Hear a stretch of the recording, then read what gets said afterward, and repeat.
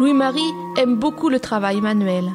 À Rennes, il avait commencé la peinture, le dessin.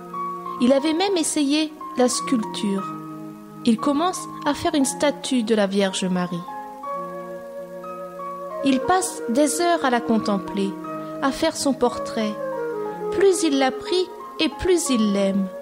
Elle devient de plus en plus intime à son cœur. C'est vraiment elle, sa première maman. Il ne la quitte jamais et part faire un pèlerinage à Chartres. Ma bonne mère, venez vous-même façonner mon cœur pour que je devienne un prêtre, un vrai prêtre du Seigneur.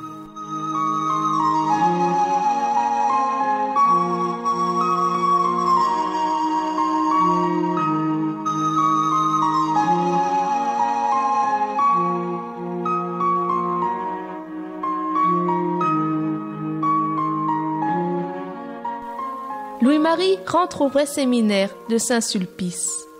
Là, il est nommé bibliothécaire. Il en profite pour s'instruire encore plus. Un jour, il tombe sur un livre qu'il ne connaît pas.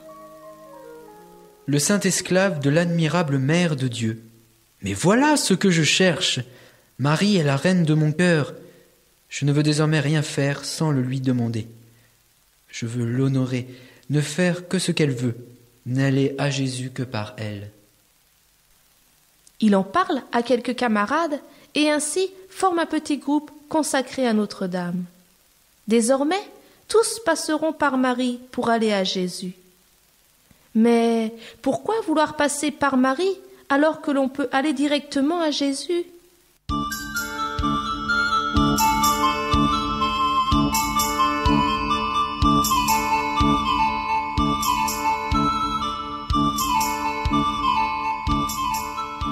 Louis-Marie a toujours gardé cette attirance pour les enfants et aime leur raconter des histoires. Des personnes qui se moquaient de lui sont touchées par ces histoires et demandent à rester au catéchisme. Voici une histoire qu'il leur raconte.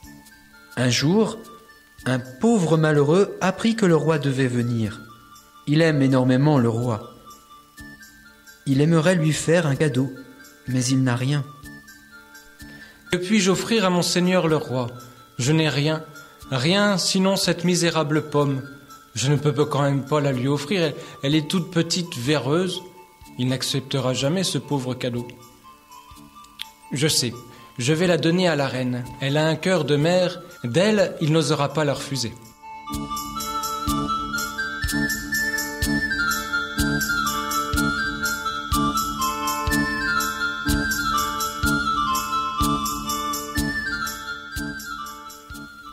Celle-ci reçoit la pauvre pomme des mains toutes tremblantes de ce paysan.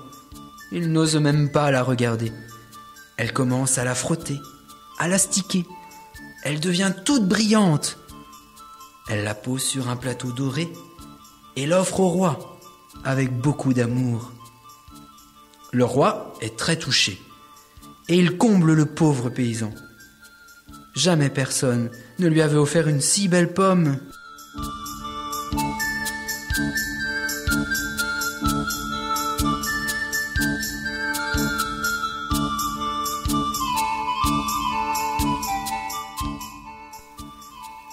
Et tu vois, s'il avait offert sa pomme directement au roi, le roi n'aurait peut-être pas accepté son cadeau. Eh bien, le roi, c'est Jésus, et la reine, c'est Marie. Marie prend toutes nos prières, toutes nos offrandes, et elle les offre à Jésus, avec son propre cœur, à elle. Alors, nos prières et nos offrandes ont encore plus de valeur. Jésus aime tellement sa mère qu'il a promis qu'il ne lui refuserait jamais rien. Avec Marie, on n'a rien à perdre. Au contraire,